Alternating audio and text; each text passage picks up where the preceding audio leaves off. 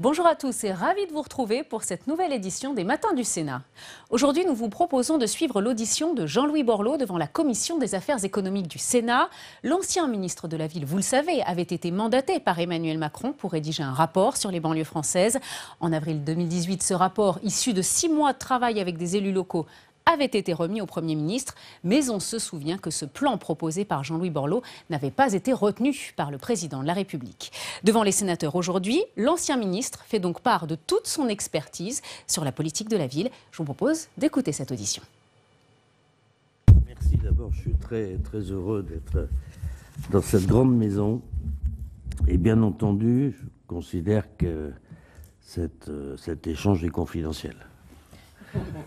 Il est retransmis sur Facebook Live, monsieur le ministre. Ah, bon. Non, alors je vais le dire autrement. Non, ce que je veux dire, c'est que je ne suis pas dans un agenda politique et je viens, comme citoyen, parler à des citoyens en charge. Voilà. Et je ne veux pas qu'il y ait la moindre polémique. Ce n'est pas mon propos, d'aucune façon.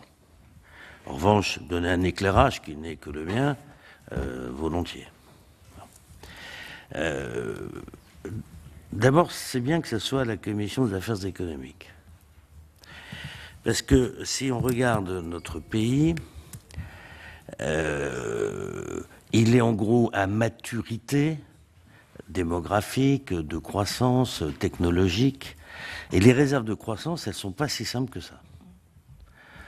En gros, il y en a une qui est déjà en route et acquise, c'est le digital, le numérique, une nouvelle économie autour de ça, mais enfin, bon, comme partout. Et si on regarde bien, il n'y en a pas beaucoup d'autres. Sauf que la France est un moteur à 4 cylindres qui fonctionne sur 3 cylindres. Une grande partie de la France, une grande partie de cette jeunesse n'est pas dans le train du développement économique et social de notre pays. La réalité, c'est que entre le taux de chômage général de la jeunesse et le taux hallucinant de non-participation au développement économique des zones que je pourrais qualifier de délaissées, c'est-à-dire l'ensemble de nos quartiers en grande difficulté, et on peut en dire deux mots, certaines zones ou bassins délaissés, donc zones rurales dévitalisées, et nos départements d'outre-mer, c'est-à-dire 10 millions d'habitants, pas tout à fait rien, ces 10 millions-là ne sont pas, n'apportent pas, ne contribuent pas, ou pas comme elles pourraient le faire, à la croissance de notre pays. Et il faut bien avoir conscience que le premier plan de cohésion sociale, dans lequel il y avait en gros à peu près ce qu'il y avait à l'époque, on peut discuter sur tel ou tel point, a été le principal moteur de croissance de l'époque. Et si la France en 2008-9, parce qu'on a des effets différés en matière d'emploi, est passé de 10,3 à 7,2 de chômage et à 2,2 de déficit public, on le doit à un garçon qui s'appelle Thierry Breton, qui était le sur-père ministre des Finances et qui avait parfaitement conscience que le premier investissement de notre pays, c'est dans ses ressources humaines. Tous les lundis matins, Thierry et ses équipes traversaient la Seine pour aller chez les pauvres, les ministères sociaux, les dépensiers, comme on disait à Bercy, comme on dit toujours à Bercy d'ailleurs, pour voir avec nous pendant 4 heures l'ensemble des investissements que la nation devait faire sur ce qu'on appelle le champ humain, social. Bon. Non, je vous le dis parce que je suis convaincu que le redressement du pays ne peut pas se faire avec, pour reprendre maintenant l'exemple des quartiers, 500 000 jeunes qui ne sont pas dans le jeu. C'est absurde. C'est absurde. On va faire 1-2 avec pétrole maîtrisé, taux négatif, aucune guerre, rien, pas de grande crise financière. Enfin, mes enfants, c'est pas imaginable. Qu'est-ce qui va se passer quand on aura le baril à 100, des taux d'intérêt à 2,5 et juste une bonne petite bulle financière ou spéculative? C'est complètement dingue. Donc c'est bien que ce soit la Commission des affaires économiques. Là, on parle d'un sujet, le sujet de la rentabilité de notre nation. de l'investissement de nos nations. Que faisons-nous des DOM? Un problème ou un endroit absolument invraisemblable, on peut inventer de nouveaux écosystèmes environnementaux, sur la biodiversité, sur les économies d'énergie, sur le rapport à la mer et les océans, qui sera le grand sujet du siècle. Je ne veux pas qu'on aborde ce sujet de manière larmoyante, ça ce que je veux dire. La richesse de notre jeunesse, de sa puissance, de ses capacités, elle est là. 3 fois plus de moins de 20 ans qu'ailleurs. Je veux dire, c'est pas tout à fait rien. Non. Ça, c'est une remarque d'ordre général. La croissance française, vous savez, on dit toujours que la puissance d'une chaîne, c'est la puissance de son maillon le plus faible. Ben voilà. Donc la puissance de la France, c'est la puissance ou la faiblesse de ce maillon de la chaîne. Deuxième remarque, c'est que tout ça est nécessaire, rentable, contribuera au redressement des comptes publics de la nation et de surcroît, je le crois, un projet enthousiasmant pour la nation. Un point qui m'a toujours frappé, on faisait d'ailleurs il doit y en avoir 1 ou 2 exemples en annexe, on faisait des sondages sur la rénovation urbaine des quartiers. Alors, le sondage dans le quartier, alors là, bon, vous avez les chiffres, hein, vous ne devez pas être étonné, 91% de gens satisfaits, continuer, accélérer, bon. Puis après, on se dit, mais on n'a pas notre temps de nous dire, mais les centres-villes gueulent parce qu'on met trop d'argent là, machin, vous connaissez par cœur ce truc-là. Bon. Ben, pas de peau, 90% des gens du centre-ville. C'est-à-dire dans la même commune, le même bassin de vie urbain, il n'y a pas de différence d'appréciation sur ce qu'il faut faire entre, allez, on va dire, la bourgeoisie du centre-ville au pied de la cathédrale et les quartiers. Ce qui est une idée, par ailleurs, reçue, très, très grave. La troisième réalité, me semble-t-il, c'est que, et j'avais commencé ce petit plan d'action qui n'est pas le mien, le plan d'action, qui a été fait avec vous, avec la CAF, avec la CNAM, avec les chambres d'agriculture, chambres de métiers, chambres de commerce, collectivités, enfin tous les acteurs, syndicats, tous les acteurs de la nation. Bah, moi, dans mon coin, qui a inventé, rédigé un truc. Bon. La réalité, c'est que c'est pas très difficile. Je veux dire, c'est un sujet de méthode, c'est pas un sujet de rêve ou d'envie. Bon. Alors, qu'est-ce qui est complexe? Pourquoi on a ce truc-là dans un pays qui, globalement, aspire voilà, au rêve républicain, quoi. Enfin, je veux dire, l'évolution de la République, tout ça, c'est dans l'ADN français. Hein. Une espèce de monarchie de droit divin avec une volonté d'équité républicaine. C'est ça, la France, dans sa contradiction formidable. Bon. Ce qui est très compliqué, c'est que, contrairement à une idée reçue, la France n'est pas un pays centralisé. Voilà. La monarchie et la cour est centralisée. Le pouvoir d'influence est centralisé. La presse de cour est centralisée. Les moyens d'influence financiers sont centralisés, mais pas l'action publique. Aucun pays d'Occident n'a autant de lieux à sa disposition des moyens financiers d'action d'intérêt général aussi dispersés et aussi nombreux. Aucun. 36 000 communes, des agglos, des pays, des métropoles, des départements, des régions, mais Action Logement, la CAF, la CNAM, Chambre de commerce, Chambre des métiers, un peu l'État. Avec un opérateur, il y en a un seul qui a 30% de pertes, c'est-à-dire dont le rapport entre ses ressources et sa dépense annoncée est de 30%, c'est l'État. Et donc, il y a une telle dispersion des moyens ou des capacités de décision qu'il est très compliqué d'avoir une action opérationnelle. Aucune action publique à moins de 7 acteurs. Aucune. Vous pouvez regarder absolument comme vous voulez, pour n'importe quel, que ce soit les crèches, la petite enfance, la révolution, enfin, peu importe quoi, 7 acteurs. Et donc on est dans un système où on n'a pas rédigé la commande, enfin, la stratégie n'est pas écrite, donc les 7 acteurs n'ont pas participé, ils ne savent pas ce qu'ils ont à faire. Avec un chef, moi je connais qu'une règle dans des trucs difficiles, hein. Une mission, un chef et des moyens. Le reste, je connais pas. Bon. Et donc, dans un truc aussi dispersé, vous êtes obligé de dire, bon, c'est quoi les 10, 12, 14, 15, 20 sujets? Quel est l'objet? Quel est l'état? Pourquoi on en est là? On n'en est pas là parce qu'il y a des gens pas gentils, on n'en est pas là parce qu'il y a que des crétins, on en est là parce qu'on avait mis en place un truc qui était intelligent, qui avec le temps est devenu idiot. Parce que le truc a changé, il a évolué, etc. etc. C'est tout. Bon. Donc il n'y a pas de drame à faire une analyse froide d'une situation. L'analyse, l'objectif est chacun des acteurs. Je donne un exemple, moi, qui me trouble beaucoup, dont on ne parle jamais. Le pays de Voltaire. Enfin, est-ce que vous savez qu'on a le plus haut taux d'illettrisme de l'OCDE?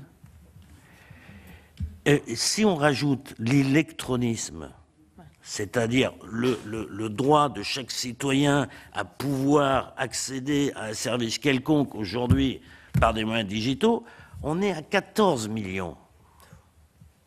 C'est pas un petit sujet, ça? Bon. Évidemment que c'est de la croissance du pays dont on parle, hein. Évidemment que c'est de la satisfaction sociale. Évidemment que c'est de l'économie. Évidemment que tout ça. Donc c'est pas un truc très compliqué. C'est pas. On avait une agence là, on l'a fermée. Thierry Lepan. Évidemment que c'est un sujet qui n'est pas un sujet. On va faire un rapport de l'État, mais bien sûr que non. C'est les agglos, les métropoles, en utilisant les bâtiments des écoles, avec une organisation, avec un financement qui est paritaire. Évidemment que c'est du financement de la formation professionnelle. Enfin, vous prenez n'importe quel sujet, on est 7. Vous voulez prendre quoi? La rénovation urbaine? 7. On ne fait pas sans l'ASA, d'abord on ne fait pas sans tous les organismes du même quartier. Parce que si tu fais un coin et pas le reste, ça ne sert à rien. Bon. Déjà, il y a 2 ou 3 là, avant de commencer. Mais ensuite, il y a évidemment le maire. Il y a évidemment l'agglo. Mais il y a évidemment un peu de département. Puis il y a évidemment un peu de région. Et puis il y a évidemment un peu d'action logement, même beaucoup d'action logement. Et puis évidemment, il y a un peu l'État. On est à plus de 7 là. Donc il faut bien comprendre que le sujet du décrochage des 10 millions de familles est un problème d'abord de drame social humain et de réponse économique à un problème. On n'a pas beaucoup d'autres réserves. J'en connais une autre réserve de croissance, c'est le continent africain, mais c'est un autre sujet. La seule vraie réserve de croissance externe que nous ayons, mais sinon c'est les richesses de notre pays, les richesses humaines de notre pays. Donc, en 2 mots, pour ne pas être long, liminaire et répondre à vos questions, 1.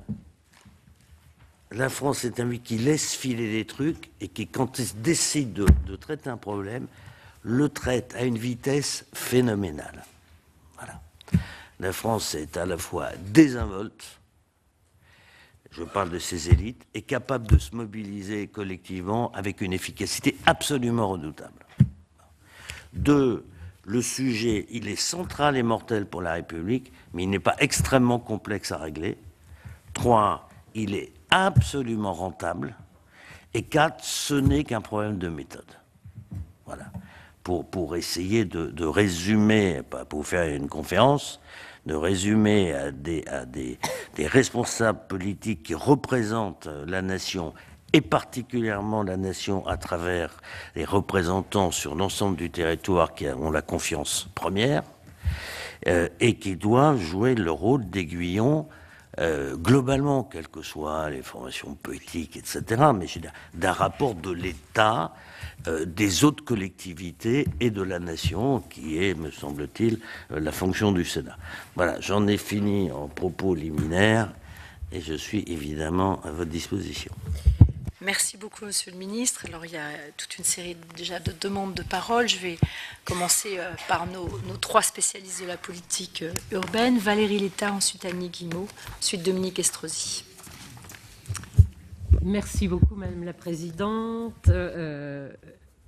Monsieur Borloo, cher Jean-Louis, Monsieur le Ministre, je ne sais pas ce qu'il faut dire, mais en tout cas, on est évidemment tous très heureux et je pense que le nombre des sénateurs qui participent à cette audition montre bien tout l'intérêt que porte la parole du plus grand spécialiste et de celui qui a réinventé la politique de la ville. Un plan de cohésion sociale, effectivement, qui avait su aussi relancer la dynamique et vous l'avez bien résumé. Alors, tout est dit. C'est difficile de poser des questions quand l'état de l'art a été dressé, on voit bien, on sent avec cette vision un peu hélicoptère ce recul aussi lié au fait qu'après avoir occupé des responsabilités tant territoriales que nationales et même au-delà, eh bien, cela donne effectivement un regard, en tout cas très clair, très objectif, on le sent, sur ce qu'il conviendrait effectivement d'interroger aujourd'hui. Alors peut-être pour partager un petit peu les questions, et c'est vrai que la première chose sur laquelle nous on était très très curieux d'avoir votre avis, c'est après effectivement cette proposition, ce plan auquel nombre d'acteurs justement de l'action publique, tous ceux que vous avez rappelés, résumés tout au long de cette explication, avaient pris leur part, avaient apporté leur contribution. Et c'était une synthèse, en fait, de toutes les forces vives de la nation qui s'étaient exprimées dans quelque chose qui dépassait largement les quartiers, comme vous l'avez rappelé, et qui dépassait les quartiers pour justement réinterroger comment, en partant d'outils qui ont été créés à un moment donné, au travers du plan de cohésion sociale, la partie humaine, la rénovation urbaine avec sa vision globale aussi, puisque peut-être là, c'est un premier point sur lequel j'aimerais interroger. L'ANRU, au départ, c'était un projet global pour un territoire qui était identifié comme devant aller au-delà du droit commun, avoir à un moment donné un coup de projecteur, les moyens, les ambitions, non pas des cataplasmes sur des jambes de bois, mais remettre en fait ces quartiers au cœur de la ville, au cœur de la société, dans toutes ses dimensions. La première question, c'est est-ce qu'aujourd'hui, la politique de la ville, comme vous l'aviez imaginé, c'est-à-dire un pied humain, la cohésion sociale apportait des solutions, les contrats-villes en apportaient une, mais la rénovation urbaine touchait autant à la mobilité, aux équipements publics. Aujourd'hui, on le sent bien, la notion de vision globale peut-être dans le NPNRU, est-ce que vous sentez qu'elle est toujours présente? Est-ce qu'aujourd'hui, le NPNRU ne se concentre pas un peu trop sur la question des logements et moins sur une appréhension globale? Comment vous sentez les choses? Quel retour vous avez des gens que vous rencontrez au travers des nombreux échanges que vous avez toujours avec ces acteurs? Comment faudrait-il réinterroger ou pas? Est-ce que ça vous semble tenable, en tout cas, cette nouvelle politique de rénovation urbaine comment, plus concrètement, verriez-vous justement une relance, une dynamique nouvelle, réinterrogeant effectivement ou confortant ce qui se fait sur l'urbanisme et le logement, avec cette dimension sociale et avec une ambition globale que vous avez rappelée, qui doit aussi regarder comment des territoires qui n'étaient peut-être pas dans ces logiques-là doivent trouver leur place. Quel pilotage, justement, est-ce que vous pouvez préciser les choses par rapport à ce qui existe aujourd'hui, les outils, comment vous les articuleriez? Merci. Valérie, vous voulez répondre tout de suite ou on peut prendre les trois premières interventions si ça ne vous ennuie pas, Monsieur le Ministre. Annie Guillemot, et ensuite Dominique, et ensuite on vous laissera répondre à ces trois. Merci Madame la Présidente, Monsieur le Ministre, cher Jean-Louis Borloo. Moi je voulais revenir sur 3 points, mais avant, je voulais effectivement saluer ce rapport, parce que je me souviens quand même, avec l'AMF France Urbaine et Ville et Banlieue, nous avions salué ce rapport très chaleureusement, parce qu'il avait été à l'écoute, et y compris les associations de quartier, et je me souviens encore de votre gratin et des nouilles qui se séparaient du gratin. Je pense que c'est malheureux que malheureusement ce rapport n'ait pas été pris en compte suffisamment. Et d'ailleurs, je voudrais revenir parce que je l'ai mis dans mon rapport budgétaire. Vous aviez intitulé, je l'ai mis en page 1, je vous le donnerai, vous aviez intitulé votre rapport « Vivre ensemble pour une réconciliation nationale ». Et je note que le titre à lui seul résonne comme une prémonition, alors que les revendications des Gilets jaunes et les expressions identitaires apparaissent comme les deux rives d'une même fracture de la société française.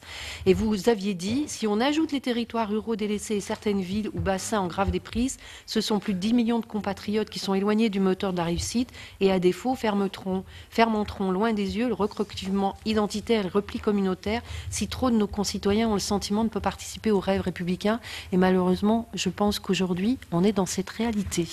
Et je voulais le dire parce que je pense que c'est important qu'on le dise. Et je trouvais que c'était très intéressant que ce rapport, il allie à la fois les territoires ruraux et les territoires urbains qui sont en difficulté. Et moi, c'est vrai que c'est pas 3 questions, mais j'aimerais avoir votre avis sur 3 choses. Moi, j'oublie pas, en tant que maire de Bron, pendant presque 20 ans, combien l'Agence nationale de renouvellement urbain a donné ce souffle. Elle a donné cette ambition, elle a donné aussi une exigence et cette efficacité. Et elle a redonné aussi à un certain nombre d'élus et de citoyens de la fierté à être, et je suis d'accord, moi j'ai jamais été larmoyante, et quand on donne quelque chose au quartier, on attend aussi les droits et les devoirs de chacun, et je crois que ça, il faut le redire. Et moi, il y a 3 choses, parce que dans le contexte aujourd'hui des Gilets jaunes, des revendications, j'aimerais avoir votre avis. Moi, je pense aujourd'hui que sur la politique de la ville, on n'a plus cette philosophie. On ne sait plus qui est le pilote dans l'avion, on ne sait plus qui est cette philosophie. Et je pense que les moyens n'apparaissent pas à la hauteur des enjeux, c'est pour ça que je pense aujourd'hui que et je voulais avoir votre avis, parce qu'on nous annonce 10 milliards dans la rue, mais pendant ce mandat, on n'aura rien fait, que des démolitions qui ne sont pas bonnes pour les habitants. Simplement ça, même s'il faut le faire, bien entendu. Et donc, le milliard d'euros, je pense que l'État aurait pu avancer sur un certain nombre de points. La deuxième chose, j'en parlais avec Valérie tout à l'heure, moi je suis très inquiète parce qu'on a le lien entre logement et politique de la ville. Et aujourd'hui, ces politiques sont contradictoires. Dans mon rapport, je le mettais, il y a une paupérisation du logement social, il y a une concentration de plus en plus forte, alors que et on se battait les maires, on se battait en commission d'attribution. Aujourd'hui, c'est le logement d'abord. On peut être d'accord, mais c'est pas concentrer les gens au même endroit. Or, on est en train de le faire. Et l'absence de mixité sociale, elle engendre non pas des risques aujourd'hui, mais des ségrégations et des ghettoisations. Nous l'y avions souligné il y a 3 ans avec Valérie Létard dans notre mission parlementaire, et je pense qu'aujourd'hui, sur un certain nombre de quartiers, on l'a vu dans le Tour de France, mais moi, à Lyon, je peux dire qu'il y a un certain nombre de quartiers qui, malheureusement, et hier, c'était intéressant parce que la préfète à la sécurité a réuni un certain nombre d'associations et de citoyens sur la sécurité dans les quartiers. Et il y a une dame qui a parlé non seulement de la précarité sociale et financière des jeunes, mais aujourd'hui aussi sur leur précarité intellectuelle. Parce que ça fait boule de neige, c'est-à-dire qu'il n'y a plus d'ouverture et on se renferme soit vers les mafieux, soit vers la radicalisation. Et mon 3e sentiment, moi j'avais beaucoup été intéressée parce que je me bats depuis des années sur le problème d'équité territoriale. Et on n'arrive pas à ce que disait Valérie sur le droit commun. On n'y arrive pas. Et vous aviez fait une proposition que personnellement, c'était la Cour d'équité territoriale, tant dans les territoires ruraux que dans les territoires urbains. Et oui, non, mais je trouve que c'est intéressant, Sophie. Donc, et ça, sur le droit commun, on n'y arrive pas. C'est de pire en pire, nous disent les maires, sur le droit commun. Et je pense qu'effectivement, c'est intéressant de vous entendre. Et moi, je rejoins, je l'ai dit lors de mon intervention, au XVIIe siècle, Miron, conseiller du roi, mettait Henri IV en garde dans ces termes. Il est dangereux, sire, dans une cité, d'avoir les maigres et les pauvres d'un côté, les riches et les dodus de l'autre. Cela pourrait, sire, que des balles vinssent ricocher à votre couronne. Merci Annie. Dominique Estrosi pour finir cette première partie de questions. Merci Madame la Présidente. Monsieur le Ministre, à mon tour, bien évidemment, je veux sincèrement vous remercier pour cette vision stratégique, pour ce que vous nous avez permis de faire dans les quartiers. Moi, j'ai en charge ces dossiers de rénovation urbaine, politique de la ville, depuis 18 ans sur la ville de Nice et sur la métropole de Nice-Côte d'Azur. Et si nous avons pu aujourd'hui et continuer à le faire, rénover, requalifier ces quartiers, c'est d'abord et avant tout parce que vous avez eu cette vision stratégique, parce que vous avez créé cet outil qu'est l'ANRU, et qui est un outil, qui est quand même un outil formidable, même si effectivement au fil du temps et de l'eau, on a vu qu'il se complexifiait que les règlements étaient devenus de plus en plus invraisemblables, en particulier, je pense, au plan de financement. C'était l'horreur. Voilà, donc, mais néanmoins, aujourd'hui, les résultats sont là. Moi, je voudrais très simplement avoir un petit peu votre avis sur 3 points, parce que dans ces quartiers, il y a des choses qui ont avancé, il y a des choses qui sont allées dans le bon sens, mais en même temps, on voit malheureusement aussi une régression. La première de ces régressions, pour moi, c'est la place des femmes dans la vie sociale de ces quartiers. Que ce soit des élèves, des étudiantes, des femmes qui travaillent, des femmes sans emploi, toutes générations confondues, malheureusement aujourd'hui, elles n'ont plus cette place qui était une place fondamentale, parce que c'était un petit peu le pivot de tout, la stabilisation et le meilleur vecteur d'intégration et d'insertion. Comment est-ce que vous voyez demain, est-ce qu'on arrive à de nouveau mieux protéger, mieux accompagner ces femmes dans les quartiers pour qu'elles puissent de nouveau tenir cette place qui est essentielle à la cohésion de nos quartiers. Ensuite, les problèmes d'inégalité demeurent, et plus particulièrement d'inégalité à l'emploi, d'inégalité, et Annie a fait référence à la mobilité, même si, bien évidemment, on a désenclavé ces quartiers, même si, sur Nice, nous, on a fait arriver le tram dans les quartiers, enfin, etc., et qu'on voit que c'est essentiel pour arriver à ce que les gens des quartiers, non seulement se déplacent plus facilement, mais ne serait-ce qu'en termes d'insertion sociale et économique, mais néanmoins, ces inégalités, elles sont très fortes, et inégalités à l'éducation. Et enfin, comment est-ce qu'on pourrait arriver à sortir d'une certaine urgence, finalement une planification budgétaire qui est toujours un petit peu précipitée, pour enfin que l'on puisse se dire qu'on inscrit véritablement ces quartiers dans la pérennité de ce qui a été fait, en continuant bien sûr à y associer un certain nombre de moyens, et en particulier sur tout ce qui est action de développement social et action humaine, mais qu'on sorte de cette urgence précipitée pour s'inscrire plus dans une pérennité et dans, je dirais, une politique durable de ces quartiers. Merci. Merci, mesdames. Monsieur le ministre, je vous laisser répondre. J'essaie d'être assez simple.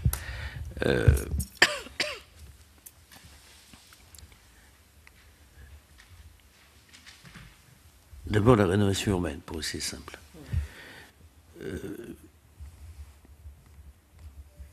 Je le dis assez solennellement devant le Sénat. Comment un dispositif, une ambition, voté à l'unanimité des sénatrices et des sénateurs, voté à l'unanimité des députés,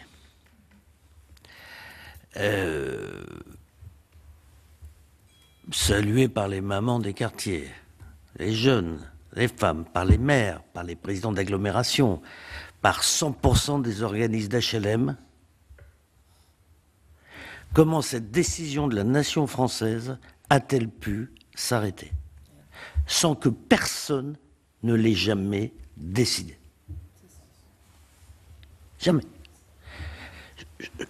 Pardon, ça mérite au moins une enquête. Démocratique, je veux dire. Il ne s'agit pas de chercher des coupables. Il s'agit de comprendre comment fonctionne notre pays dans la décision publique. Enfin, quand même inimaginable. Alors après, on va se faire un débat complètement bidon, c'est urbain contre humain, comme si c'était pas des humains dans l'urbain. Enfin, tout ça est absolument grotesque. Comme si tout ça n'était pas accompagné des zones franches urbaines, des équipes de réussite éducative, des EPID, des machins, enfin bon, absurde. Mais voilà. Une décision qui, au bout d'un an, était passée de 0 à 2 milliards de travaux. Au bout de 2 ans, à 6 milliards par an. 7. C'est elle, dans un mensonge généralisé, totalement arrêté. Car totalement arrêté, pas réduit de 30%, pas divisé par 2, pas divisé par 4, arrêté. Bon, moi ce n'est pas de la polémique à l'égard, ce n'est pas un problème de tel ou tel gouvernement. C'est plus grave que ça. c'est le fonctionnement de la décision publique et de l'organisation publique. Alors je peux vous donner mon explication, mais elle est lointaine, évidemment. Comme c'était mon bébé, je ne m'en suis plus jamais occupé, car je trouve ça parfaitement malsain. Bon. Mais en gros, c'était quoi, non ? C'était pas une décision de l'État français. C'était un bureau de confiance. Car quel était le sujet ? La dégradation est ruineuse. Les fonds propres que représente un immeuble, quand il rapporte plus de loyer parce qu'il n'y en a plus que la moitié, mais que tu as 4 fois les réparations dans le même mois, c'est ruineux. Il s'est agi de reconstituer les fonds propres des villes et des quartiers et du monde HLM. C'était donc un investissement en fonds propres. Financé par qui ? Financé par les bénéficiaires des fonds propres. C'est-à-dire, en gros, le monde HLM et ce qui ne s'appelait pas encore Action Logement. Plus la ville, parce que c'est son territoire, c'est ruineux d'avoir des quartiers qui ne vont pas bien à tous égards, je ne fais pas de dessin. Et puis, le département, l'État. Mais même quand j'étais, moi, le ministre qui a pondu ça, on était des tout petits contributeurs. Mais l'agence, c'était le tiers de confiance pour qu'on décide tous ensemble, qu'on ne fasse pas qu'un petit bout, qu'on change vraiment la donne, que les grues arrivent à la même heure, enfin, le bonjour, à l'heure prévue, et dans l'immeuble d'à côté aussi. Donc c'était un tiers de confiance, qui n'était d'ailleurs pas présidé par le ministre. J'ai toujours refusé. Mais par le président de l'Association des maires de France, puis par Jean-Jacques Kéran, puis pas par moi. Et la seule question, c'est est-ce que ce qu'on fait change la donne vraiment ? Sinon, on ne fait pas. Et c'était rentable. Jusqu'au jour où les petits hommes gris, c'est-à-dire ceux qui s'ennuient, là, ils sont 130 000 à Bercy, qui sont bêtes, ont décidé de transformer ça, de fait, d'un EPIC en EPA. Je m'explique. Un EPIC, c'est un établissement public, industriel et commercial qui a la vocation de son objet social et qui n'a qu'un contrôle a posteriori. Un EPA, c'est un établissement public administratif qui doit faire la même chose, mais qui a un contrôle a priori, pour acheter une rame ou un ordinateur de contrôle budgétaire de Bercy. Et donc, comme dans la logique des élites tout confondues, c'est de l'argent foutu par la fenêtre, mais même si ce n'est pas leur, et sans s'en rendre compte, ils ont voulu être plus intelligents. Donc, attends, c'est bien tout ce que vous faites là, mais il faut avoir une stratégie à 40 ans. Je veux un plan de population 37 ans, je veux je sais pas quoi, je machin, je vais te faire des trucs de préfiguration. À Marseille, 61 réunions de préfiguration. Mais de qui on se fout ? Hein ? Mais c'est hallucinant. Et pendant ce temps-là, la monarchie, quelle qu'elle soit, te dire on met 10 milliards, je te mets 10... D'abord, c'est pas ton pognon. Ensuite, que l'État, à la limite, ne finance plus, c'est pas grave. C'était le tiers de confiance, le sujet. La France est totalement capable de terminer, de résoudre ce problème en 3 ans avec une mission de confiance. Voilà, c'est pas compliqué. Puisque c'est rentable, c'est intelligent.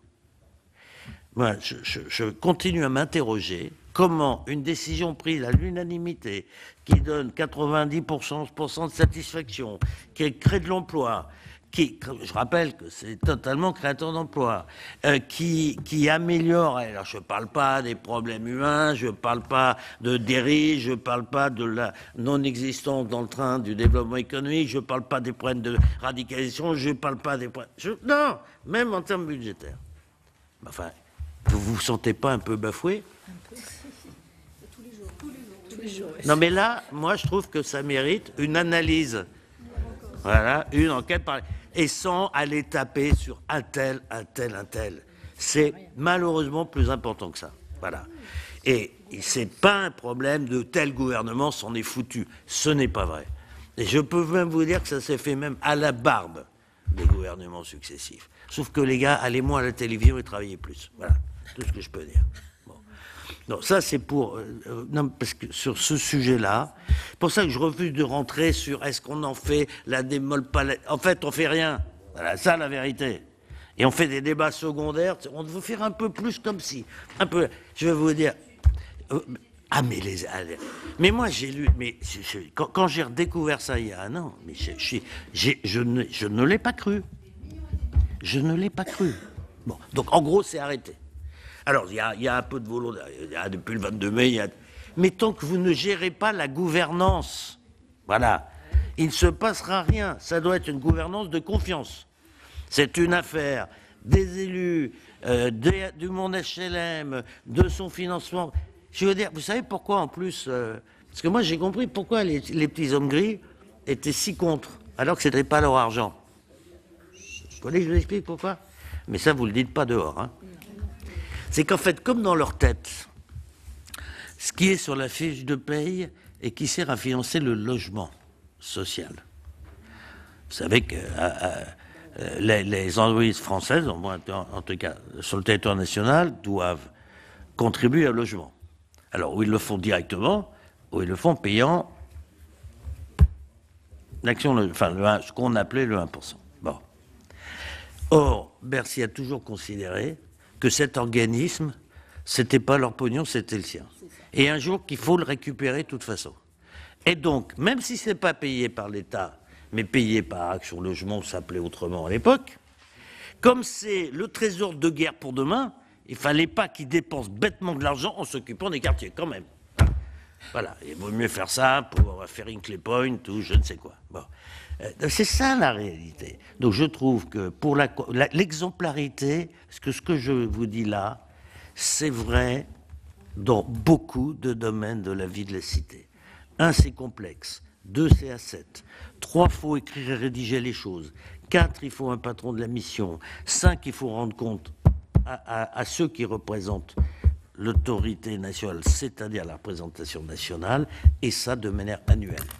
De la même manière, je trouve hallucinant que les agences dites indépendantes, qui ont un rôle beaucoup plus important que le ministre de l'Énergie, si vous prenez bon, non, parce que vous décidez du prix de la recapitalisation, etc., le tarif, c'est ça ce qui fait, vous voyez, qu'elles soient indépendantes, qu'elles ne reçoivent pas d'instructions, je veux bien, mais elles sont indépendantes de qui? Qu'elles viennent présenter au Parlement tous les ans, comment elles comptent exécuter la mission que la loi leur a donnée, et comment elles l'ont exécutée l'année précédente. Mais que le ministre ne puisse pas leur donner d'instructions, je veux bien. Qu'il ne puisse pas leur demander de compte, je ne suis pas d'accord. Mais pas d'instructions, à la limite. Non, mais c'est normal, elles sont indépendantes. Des influences, c'est logique. Mais elles ne sont pas en apesanteur. Je veux dire, on a un furieux problème de la conduite de l'action publique. Notre pays est brillant, les gens sont bien formés, la fonction publique et tout ça, ça fonctionne très bien. Les élus se donnent un mal de chien, les boîtes, elles sont pas si mal que ça. Et pourtant, on est quasi dernier en PISA, et pourtant, on a des quartiers dans cet état-là. Et pourtant, on a des suicides, il n'y a pas d'essence dans les bagnoles de la police, et on a un système judiciaire embolisé. Non mais c'est ça la réalité. Bon. Là, donc on a, je vous jure, c'est pas droite, gauche, au milieu, le centre ou le nulle part le sujet. C'est qu'on se mette à regarder le fonctionnement de chacune de nos institutions. C'est vrai dans le domaine que tu connais bien, strictement la même chose. Où allons-nous dans la stratégie énergétique, mes enfants? Il y a le CEA dans son coin, il n'y a pas de... Non mais... Parce que vous savez que nous étions le pays le plus réputé au monde. On va où, là? On fait toujours de gros EPR, on fait du petit nucléaire de type sous-marin, on va vers l'hydrogène. Enfin, je veux dire, donc on a un problème de conduite d'action publique. Je reviens au quartier, mais je m'en éloigne, mais parce que moi, ça m'est égal, j'ai pas d'enjeu. Mais j'ai bien vu qu'à chaque fois qu'on s'occupait sérieusement d'un truc avec l'ensemble des acteurs, on rédige et on fait, ça va à une vitesse folle. Quand le service à la personne était à une vitesse folle. 500 000. Putain.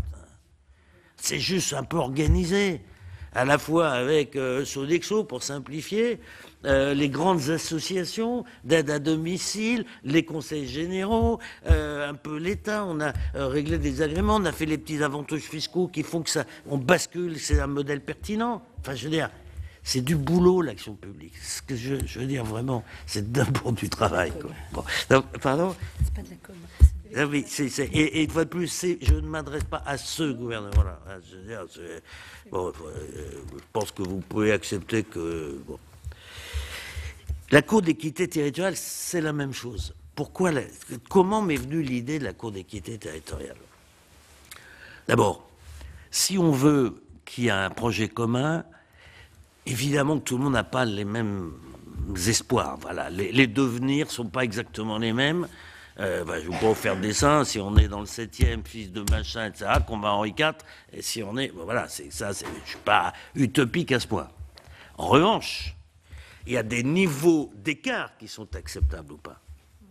Et il y a un niveau en dessous qui n'est pas acceptable. Bon.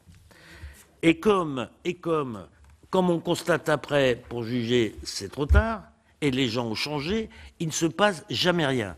Si vous relisez le plan d'action, la page 1 ou 2, c'est tous les trucs qui sautent aux yeux. Enfin, c'est un tiers d'enfants en plus, 40% de moyens en moins, un tiers d'enfants en plus, c'est un peu d'action publique en plus, enfin, en tout genre, quoi.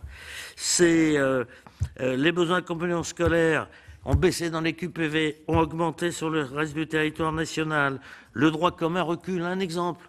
Sevran, 113 policiers au commissariat il y a 17 ans, 79 aujourd'hui, moitié moins de pédiatres, 2 fois moins de filière générale, 3 fois moins en classe préparatoire, 3 fois moins de contrats d'apprentissage, 2 fois plus de... etc., etc., etc., etc. C'est-à-dire qu'il y a un écart de moyens mis par la République. La République, ce n'est pas l'État seulement, hein.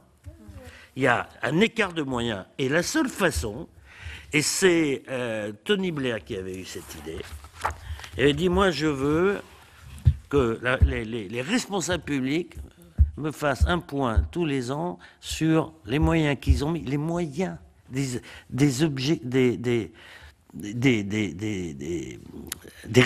c'est pas des résultats, c'est les moyens mis. Oui, parce que c'est une blague, le jugement sur les résultats. C'est plus les mêmes. C'est terminé. C'est l'obligation de moyens.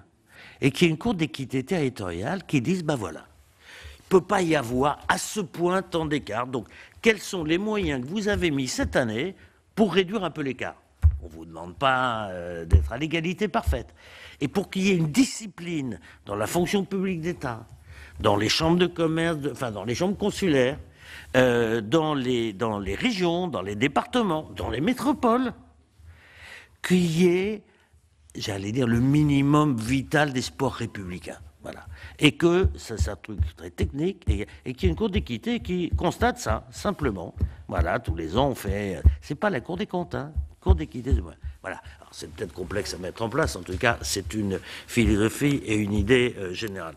Sur l'évolution de la situation. Alors, on revient vraiment aux quartiers. Les quartiers, indépendants du fait que c'est la seule réserve de croissance, ou la principale, il se trouve que, de fait, c'est le sas de notre République. C'est-à-dire que tout ce qui arrive sur le territoire national, en gros, passe par les quartiers. C'est ça la réalité. Voilà. Si vous voulez savoir la plus grande concentration de demandeurs, de déboutés, de pas déboutés, pas de monde, mais rien demandé du tout, et sans, ben, je peux vous dire où ils sont. Moi. Voilà. Je peux vous dire où ils sont. Et quand ça va très bien, on a plutôt tendance à en sortir. C'est donc une fonction de sas. C'est pas un drame. Ça va que dans un pays, il y a une aire d'arrivée. Hein, voilà, c'est un accueil. Voilà. Simplement, il faut se donner les moyens que cet accueil ne soit pas un drame. Voilà. Et que ça soit accueillir au sens de former, éduquer, machin, élever, apprendre les règles, avoir une sévérité totale, bon, pour ça, il faut que toute la chaîne fonctionne. Expliquez-moi combien il y a de procureurs de la République en Seine-Saint-Denis. Mais c'est une plaisanterie. Je donne un exemple des trucs qui évoluent. Le prochain sujet, là, c'est les futures favelas. Elles vont avoir quelle tête? Les marchands de sommeil dans les pavillons. On a eu les coprodégradés. C'est d'ailleurs pas terminé. Mais, bon, au moins là, moi j'ai proposé qu'il y ait une mission caisse des dépôts. Bon, très bien. Mais enfin, vous savez, les maires que vous représentez savent que le sujet aujourd'hui, c'est les marchands de sommeil dans les pays. Ils achètent les pavillons, ils sont découpés en 22 parts. Et là mes enfants, bon. La proc de Beugnay, elle le sait tout ça. Le divisionnaire, il sait parfaitement. Ils n'ont pas les moyens. Voilà. Pas les moyens. Ce qui est normal, d'ailleurs. C'est la vérité. En tout cas, pas super. L'ensemble de la chaîne, la législation n'est pas tout à fait adaptée. C'est relativement facile à régler. Mais la chaîne d'inspection, d'identification, de vérification, de contrôle, donc c'est la chaîne de l'information, plus la chaîne du même contrôle sous autorité de police judiciaire, enfin par un représentant de la gendarmerie et de la police, plus la capacité d'enquête CM judiciaire, 7 900 magistrats en France, 38 000 en Allemagne. Voilà, c'est ça la réalité. Donc on ne peut pas parler de justice ou de sécurité si on ne parle pas de la chaîne. Là aussi, c'est un problème de méthode. Là aussi, ça se fait à 7. Bon. Donc, ce que je veux dire simplement, c'est que ces quartiers sont notre grand sas d'arrivée. Traitons-les comme ça. C'est pas, une fois de plus, tout ça est rentable. Donc, c'est pas un problème de financement. C'est un problème d'affectation de moyens. Bon. Et ça bouge, ça évolue, ça change tous les jours.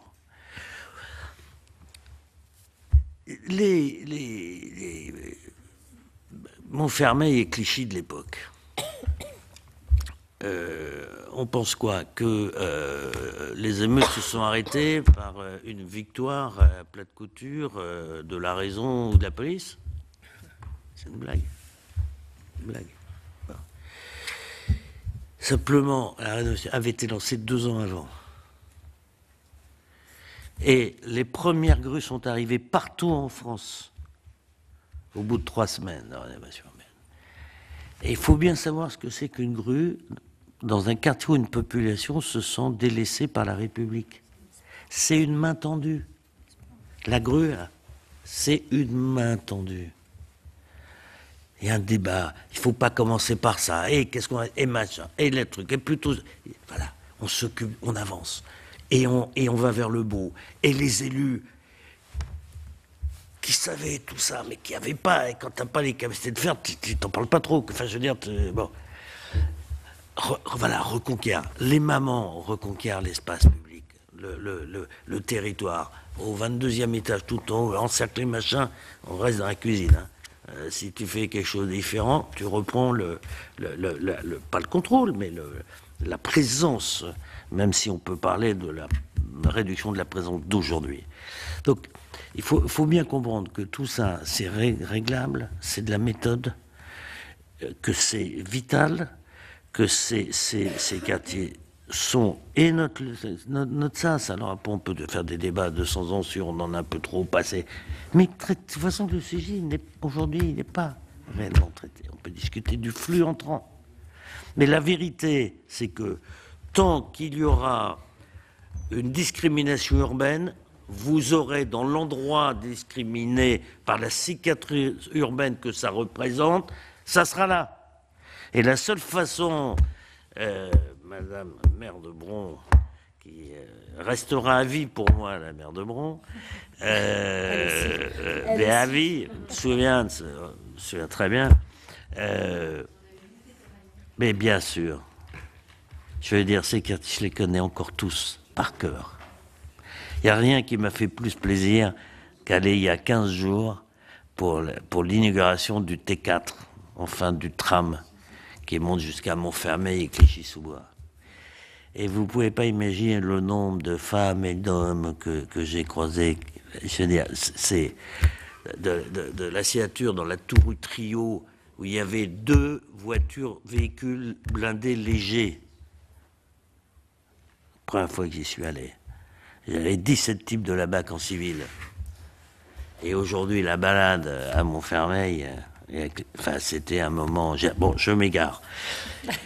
Mais le danger de la cohésion républicaine, il est 100% là.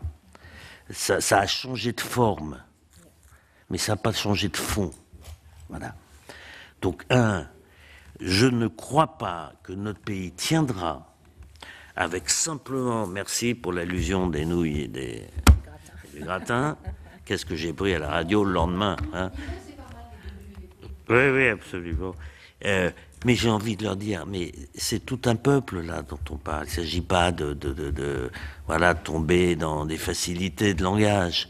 Mais vous ne vous rendez pas compte que ce peuple, il est tout ça. Voilà. Qu'est-ce qu'on fait des dômes? Mais attends.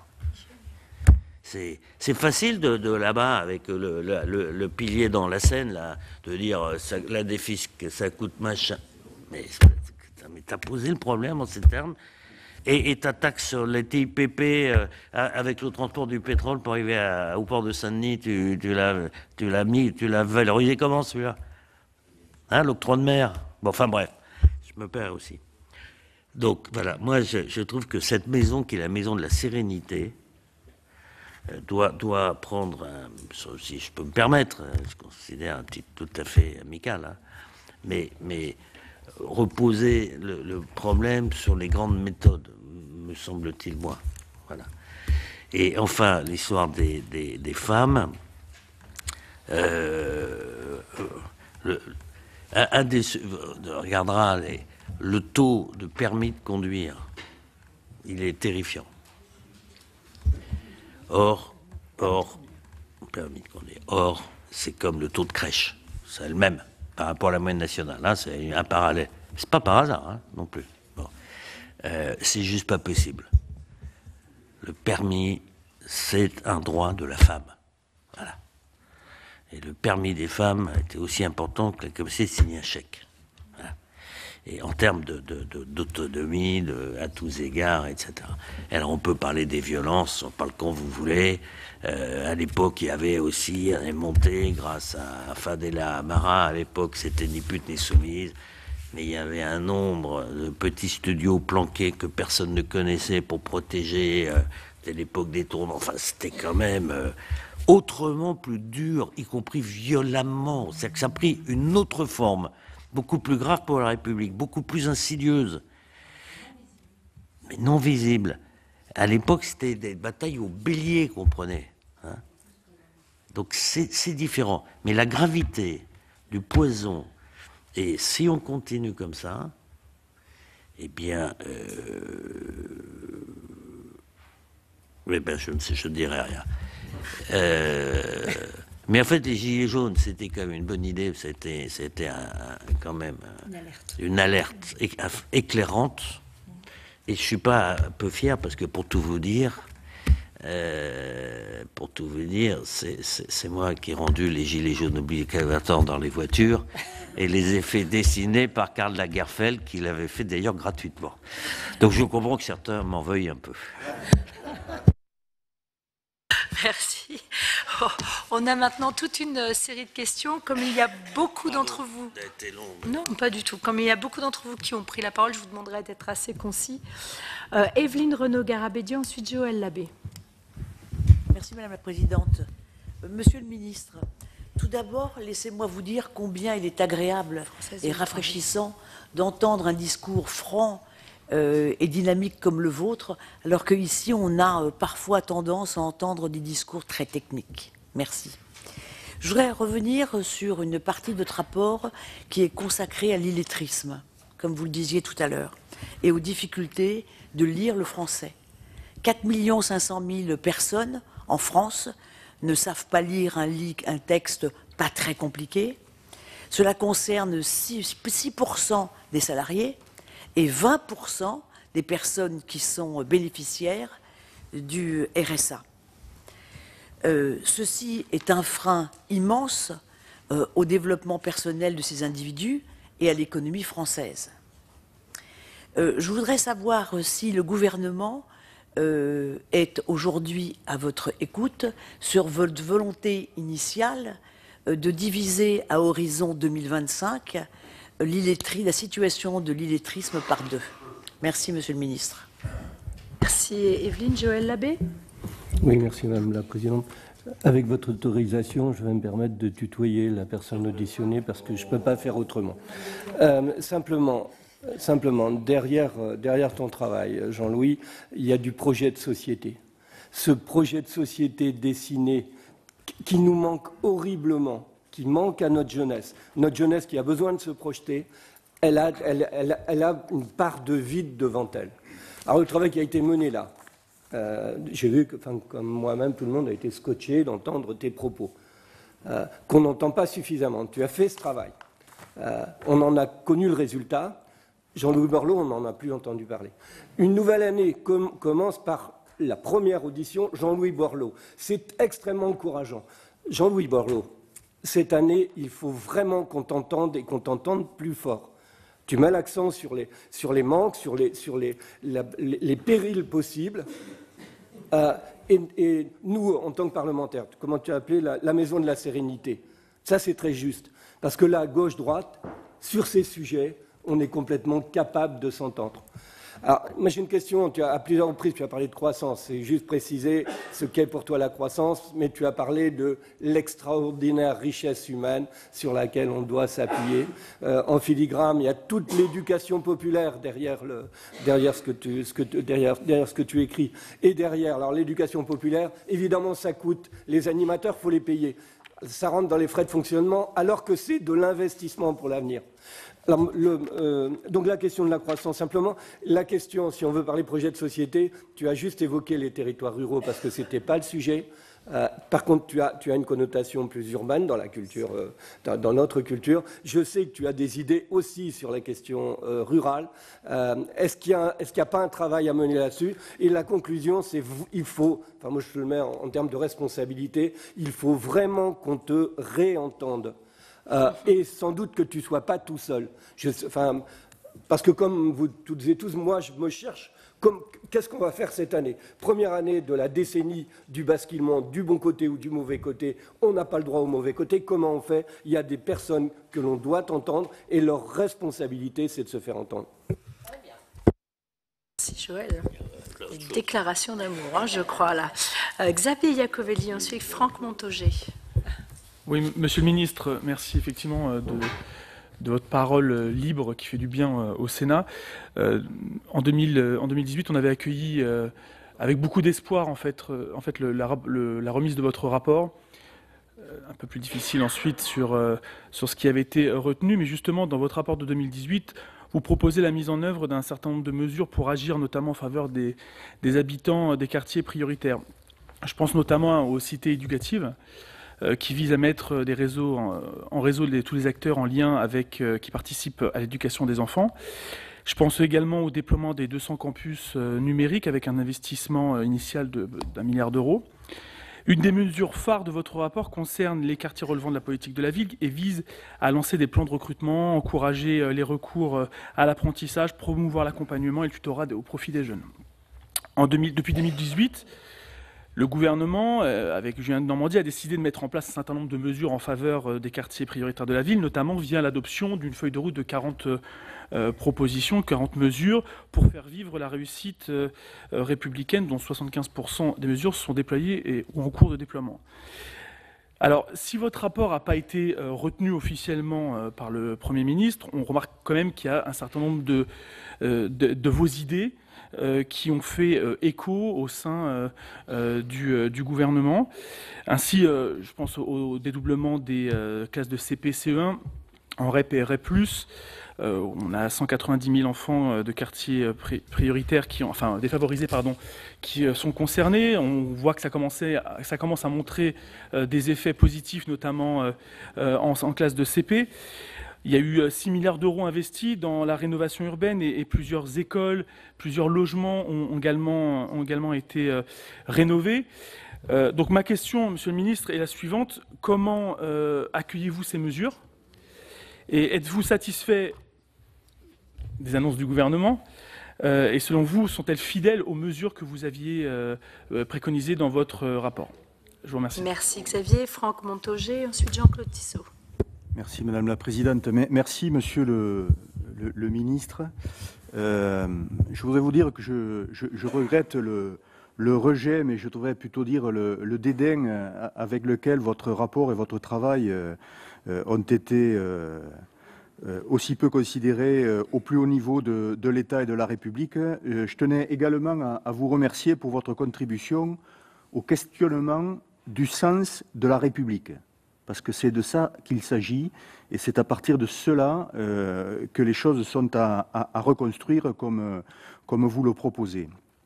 Je voudrais pointer, je l'ai déjà fait, je le refais, le fait positif pour moi, qui était maire d'une ville rurale, Auch, dans le Gers, que les changements de critères d'éligibilité aux politiques de la ville aient permis d'intégrer des quartiers de zones rurales. C'était pas gagné d'avance cette affaire, et nonobstant les difficultés que vous avez pointées, je voulais dire que c'était à mettre à l'actif du président de la République précédent. Je voulais l'évoquer.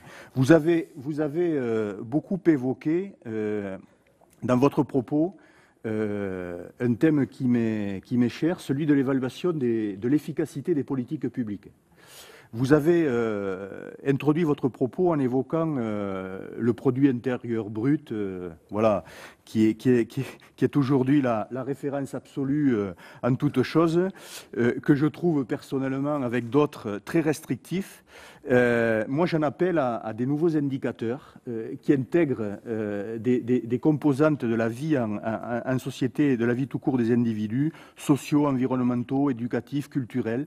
On a tout ce qu'il faut dans l'arsenal des indicateurs pour arriver à cela, et je pense que c'est absolument nécessaire. Tant qu'on ne raisonnera qu'à partir du PIB, on se trompera de chemin, ou en tout cas on ne fera pas des choses à la hauteur des enjeux.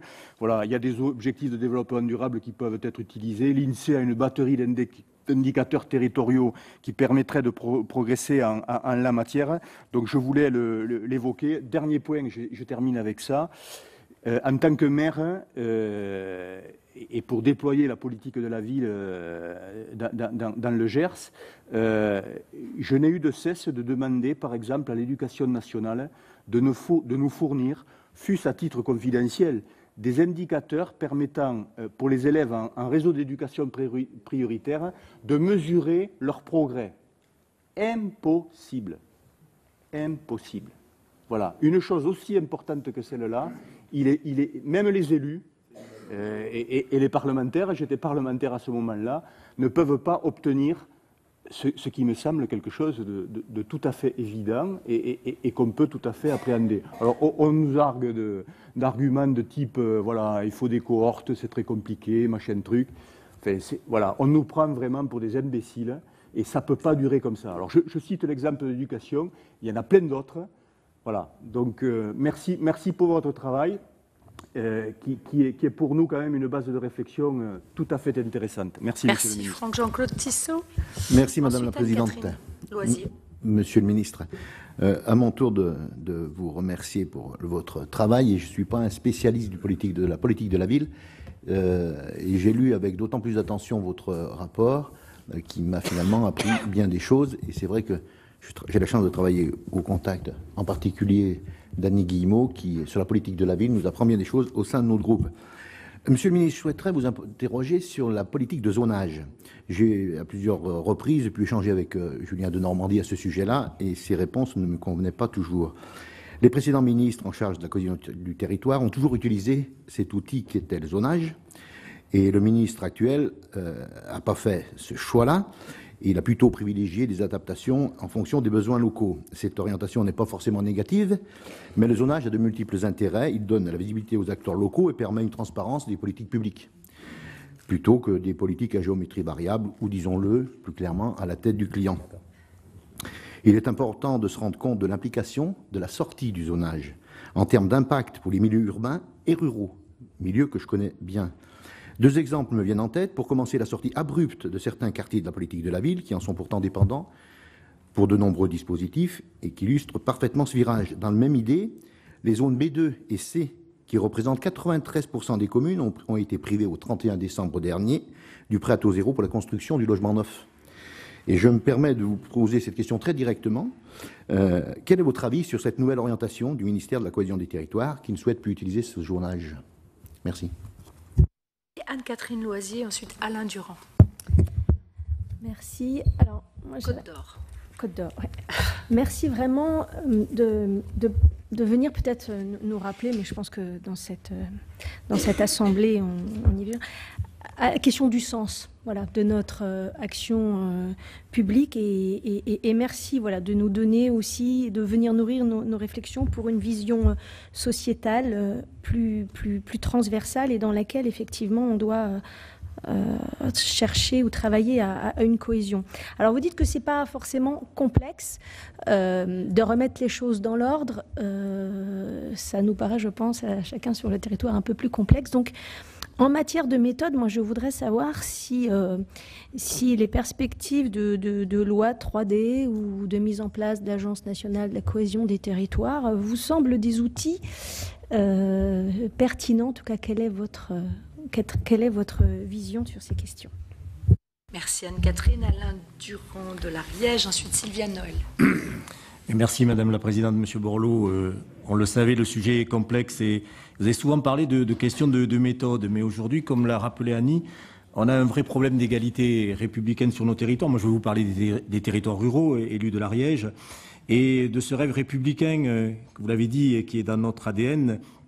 Je peux vous assurer que tous les élus, qu'ils soient urbains ou ruraux, veulent le faire vivre. Mais force est de constater aujourd'hui que les programmes ont du mal à sortir. Ça a été dit, c'est trop compliqué, trop de formalisme, trop d'études. Souvent, dans nos petites villes moyennes, on est dans des centres anciens. Je ne vous parle pas de l'ABF, ça serait trop long. Donc, c'est vrai la question, comment faire plus simple. Mais moi, je voudrais, voilà, je vous ai bien écouté, avec beaucoup de plaisir, comment rétablir cette égalité républicaine sur tous nos territoires. Vous avez donné quelques pistes, mais surtout vous avez parlé de cette gouvernance de confiance. Et donc, moi, cette gouvernance de confiance, d'accord, mais puisque justement on pêche parce qu'elle n'est plus là, qui peut la remettre, qui va la remettre, à quel niveau, et qu'est-ce que vous pouvez nous apporter comme réponse justement pour rétablir cette gouvernance de confiance? Merci Alain. Nous partons en Haute-Savoie avec Sylviane Noël, ensuite Daniel Grémier. Merci Madame la Présidente. Monsieur le Ministre, à mon tour, je vous remercie pour votre présence parmi nous ce matin et pour vos propos remplis de vérité et de bon sens qui font effectivement beaucoup de bien. Votre expérience en matière de politique de la ville m'amène à vous interroger sur deux sujets sur lesquels je suis très souvent interpellée par les élus locaux. Le premier concerne les copropriétés dégradées et l'intérêt évidemment de traiter les difficultés bien en amont, avant que le bâti ne devienne trop dangereux. On a tous en tête le drame de la rue d'Aubagne à Marseille. Or, il existe une grande disparité sur le territoire avec des décisions de justice sur des états de carence qui peuvent ne prendre que 3 semaines en région parisienne et près d'1 an et demi en province. Cette inertie aggrave encore plus les situations déjà dramatiques pour les habitants et met les élus locaux dans des situations très compliquées. Le second rejoint un point que vous abordiez dans vos propos liminaires et qui concerne la multiplicité des acteurs qui peuvent parfois entraîner un manque d'efficience dans l'action publique. J'ai un exemple qui me vient en tête, c'est celui de certains territoires où il n'y a qu'un seul quartier classé quartier prioritaire de la politique de la ville sur un périmètre intercommunal. Or, les règles du Code général des collectivités territoriales confiant le pilotage de ces politiques à l'intercommunalité, eh bien, les autres communes forcément se trouvent peu ou pas concernées par le sujet, et ce qui fait que ce sujet n'avance pas ou pas correctement. Donc je souhaitais avoir votre éclairage sur ces deux points. Je vous remercie. Merci Sylviane. Daniel Grémillet nous emmène dans les Vosges. Ensuite Françoise Ferrat. Oui, merci Madame la Présidente. Merci beaucoup Monsieur le Ministre. Et j'apprécie énormément cette image de la rue avec la main tendue, que ce soit pour le quartier, et je serais tenté de dire aussi dans le milieu rural le plus profond abandonné. C'est vrai partout. C'est une image absolument fabuleuse. Derrière ça, il y a un point sur lequel je voudrais vous interroger, c'est sur, on connaît la situation de l'exclusion avec l'illettrisme. la rapidité avec laquelle nous allons aujourd'hui sur le numérique va amplifier, et je souhaiterais sur ce point vous entendre, parce que je trouve qu'on a un rouleau compresseur humain d'exclusion phénoménal. Et ma dernière question concerne, vous avez complètement raison, ça passe par la petite enfance, l'école, l'apprentissage. Et comment pouvons-nous imaginer, avec une société où notre espérance de vie est absolument merveilleuse, avec le monde associatif, est-ce qu'on peut imaginer que ce monde associatif puisse, et là aussi, aller aussi vite, parce que s'il vient en appui avec l'éducation, il y a une capacité de réaction sur l'ensemble de nos territoires, pensez-vous que ce soit une solution? Et avec quels moyens? Merci Daniel. Françoise Ferrat, dans la Marne. Merci Madame la Présidente. Merci d'avoir organisé cette audition ce matin, et je reprends l'adjectif de ma collègue, c'est tout à fait rafraîchissant. Les questions essentielles au cœur des préoccupations ont été posées, mais il me reste une question pratique. Monsieur le ministre, vous connaissez parfaitement le fonctionnement des différentes instances liées à la politique de la ville. Et en préparant votre audition, j'ai repéré 2 comités. Le premier s'appelle Conseil national des villes. Il est placé sous l'autorité du Premier ministre. Et le second, il s'agit de l'Observatoire de la politique de la ville. Alors, on peut imaginer qu'elles sont complémentaires. Enfin, on peut l'espérer tout au moins. Je voudrais quand même signaler qu'il s'agit de 2 budgets dédiés. Chacune d'entre elles est dotée d'un budget. Alors, Monsieur le Ministre, existe-t-il une articulation entre les deux? En termes de rationalisation de moyens humains et budgétaires, pourrait-on, à votre avis, regrouper ces 2 instances, et ceci, évidemment, pour une meilleure efficacité? Merci Françoise. Laurent Duplon, de la Haute-Loire. Et ensuite Fabien Gay. Oui, Madame la Présidente, Monsieur le Ministre, moi qui suis un fils d'ouvrier qui a vécu en HLM jusqu'à l'âge de 15 ans, je me dis qu'à la lecture de votre rapport, ou du moins des 19 programmes proposés, et connaissant les problématiques de la ville, un tant soit peu, au moins à travers la jeunesse que j'ai pu avoir, et aujourd'hui étant sénateur de territoire rural, voire très rural, je trouve qu'il y a une vraie similitude. Quand je lis les mots mobilité, école, petite enfance, culture, emploi, cours d'équité des territoires, je me dis qu'on est en train de reproduire ce que nous avons été incapables de régler dans les banlieues, dans le milieu rural profond. Alors ma question, elle est toute simple, Monsieur le Ministre. Pourquoi il ne vous a pas écouté? C'est toujours du lourd avec Monsieur Duplon, si je peux me permettre. Voilà. Et ensuite, Fabien Gay. Voilà, c'est une famille. Merci Madame la Présidente, Monsieur le Ministre. Moi aussi, je vous remercie pour vos propos introductifs. Moi, sur le rapport, c'est plus un programme politique même, parce que on est tous d'accord ici qu'on ne réglera pas notre situation en prenant un point, le logement. C'est une chose globale. Emploi, santé, éducation, même droit aux vacances, la question de l'illettrisme. Bon. Et moi, je partage ce que dit Laurent. La situation de nos banlieues, c'est exactement... Il y a des similitudes avec le milieu rural et même les territoires ultramarins que, pour ma part, j'ai découvert l'an dernier, en allant en Guyane. Je le dis, j'ai été stupéfait quand je suis arrivé en Guyane de retrouver parfois des pires situations que je trouve en Seine-Saint-Denis.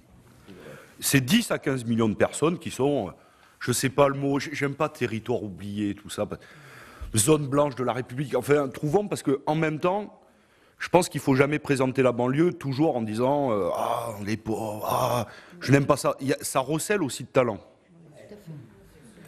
Et si on est toujours dans... on a l'impression qu'on pleure parce que, voilà, la situation est pire que pire, bon, je préfère être offensif. Par exemple, le Premier ministre vient de reconnaître pour la première fois qu'il y a une inégalité territoriale qui frappe la Seine-Saint-Denis. C'est comme ça.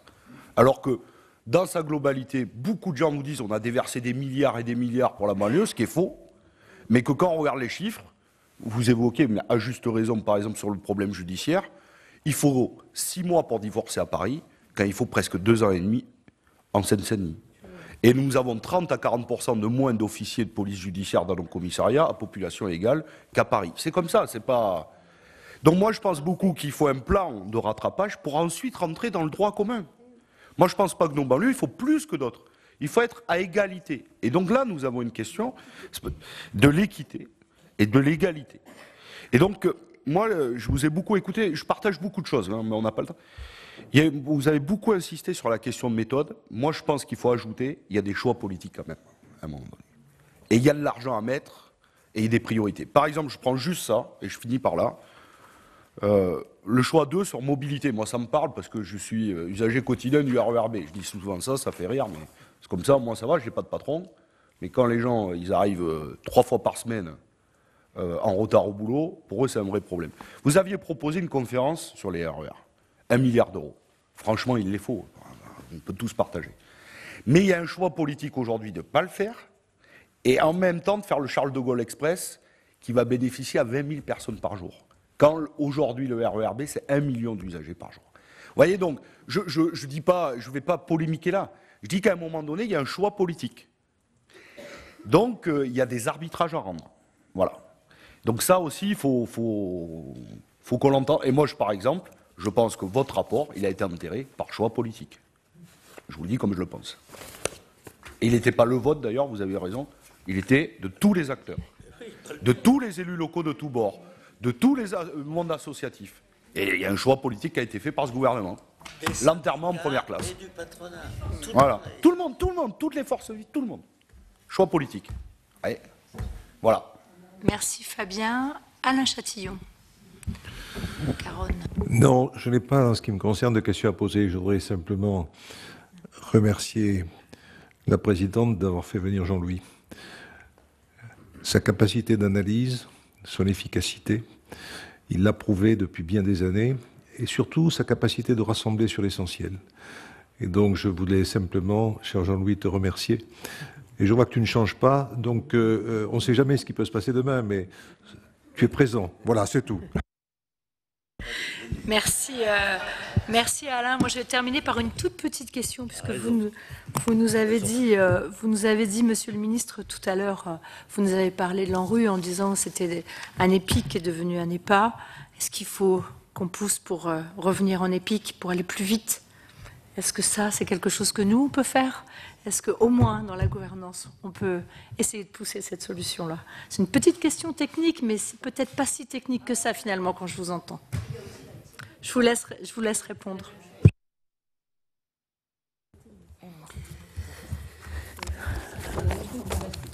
Moi, je pense que si on ne décortique pas ce qui s'est passé, la solution proposée sera combattue par les petits hommes gris. Ils sont plus nombreux que vous et ils sont à temps plein. Bon. Donc, je vous recommande, moi, faites ce que vous voulez, une enquête. Elle n'est pas à charge. Que s'est-il passé depuis un vote à l'unanimité sans qu'on ait décidé de faire autrement? Et il ne s'agit pas d'esquinter qui que ce soit, parce qu'il n'y a pas de responsable. C'est ça le terrible de l'histoire. Voilà. Donc on peut y aller franco. Et là, je peux vous dire que là, ça va déménager. Bon. Je voulais répondre juste parce que je l'ai sous les yeux, monsieur... je crois que c'est Franck Montaugé sur je voudrais avoir les indicateurs dans l'éducation nationale. C'est pour ça que j'ai proposé la Cour d'équité territoriale, en application d'ailleurs, je le rappellerai, de la Constitution. Tout citoyen a le droit, le droit de demander compte à tout agent public de son administration. Et à ce titre-là, il est proposé la création dans la loi d'une juridiction administrative spécialisée qui peut donc imposer l'indicateur, Cour d'équité, chargée de vérifier la mise en place, etc., présidé par le président de la Cour des comptes. Parce qu'il faut des moyens d'obligation. C'est un droit d'informer de ce qu'on fait dans l'action publique. C'est un droit des citoyens. Citoyens, représentants de citoyens, bon, peu importe. Sauf que rien il dit je peux pas, c'est trop compliqué. Voilà, c'est non. On n'a pas l'outil juridictionnel, il le faut. pardon, sur cette réponse ponctuelle. Madame Garabian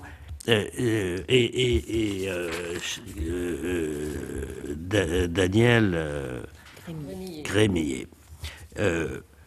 L'illectronisme, la conjugaison de l'illettrisme et de la difficulté à utiliser le digital est un drame écrit, inscrit, évident. Voilà. Je rappelle, 12, 13 millions. Non, mais c'est juste. Et en général, c'est quand même ceux qui ne peuvent pas se payer quelqu'un pour leur faire à leur place. Hein. Juste, by the way. Bon. Non, mais tout aujourd'hui. Mais tu prendras plus le train. Bon. Je veux dire, on a fait une proposition, on l'a travaillé avec l'agence de lutte contre les dérives.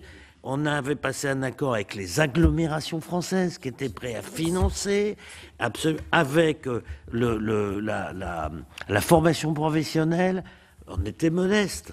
500 000 formations par an. Vous avez ça dans le programme, il est financé, il est organisé, qu'on rôde ça déjà sur 2-3 ans, puis qu'on voit si on peut accélérer après. Bon. Je pense que c'est une bombe à exclusion absolument majeure. Si on rajoute ce qui va se passer dans la longévité, les travaux sur les cellules sont tels que dans 1 an, 2, 3 ou 4, de toute façon, on ne parlera pas du problème de retraite comme on en parle aujourd'hui. Quand on va être à 125, 130 ans, mais c'est dans 2 ans, 3 ans. Les travaux américains, non mais, je veux dire, mais vous vous rendez pas compte, on va changer un peu de monde. Donc la digitalisation, les soins, enfin tout ça, c'est... Donc, alors, on a loupé, nous, le pays de Voltaire, pardon, des hussards de la République, exemplaires, grecs, latins, tout ce que vous voulez. On est à ce niveau d'illettrisme, là où on est pourtant organisé, mais là c'est un drame. Est-ce que vous vous souvenez juste peut-être tout le monde s'est beaucoup interrogé sur le drame d'Orange, avec les suicides à l'époque. Et au fond, il y avait une explication, il y avait sûrement des milliards de raisons, je ne sais pas. Mais il y en a une qui est sûre, c'est qu'il y a un certain nombre de membres de cette belle entreprise qui se sentaient paniqués, parce qu'eux, ils étaient aux avant-postes de la digitalisation. Et la